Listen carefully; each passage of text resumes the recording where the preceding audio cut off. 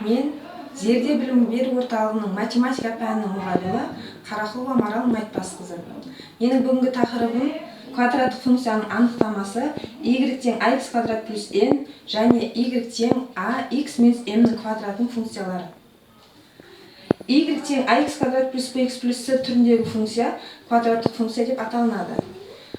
Енді мұндағы y тең ax квадрат y тең ax квадрат плюс bx плюс c түріндегі функцияның, яғни b тең нөлге c тең нөлге функциясының дербес жағдайы.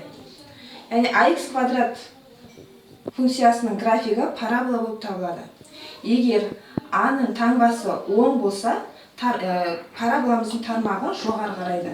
Егер a-ның таңбасы теріс болса, параболамыздың тармағы төмен қарайды.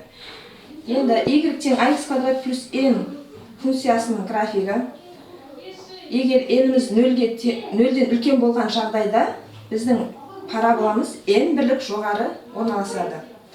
Егер n-іміздің таңбасы теріс болса, біздің параболамыздың тармағы жоғары қарайды және n бірлік төмен орналасады. Егер біздің a-ның таңбасы нөлден кіші, яғни теріс болған жағдайда, n оң болған жағдайда тармағы төмен қарайды және n бірлік жоғары орналасады. Ал біздің a-ның таңбасы теріс болып, n таңбасы теріс болса, тармағы төмен қарап, n бірлік төмен орналасады. Y тең ax минус mнің квадратының функциясы, егер mнің таңбасы 10 болса, біздің параболамыз n бірлік солға жылжиды және тармағы жоғары қарайды.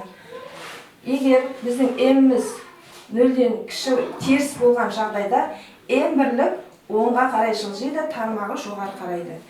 Егер біздің a-ның таңбасы теріс болып, m-нің таңбасы оң болса, тармағы теріс қарап, n бірлік солға жылжиды.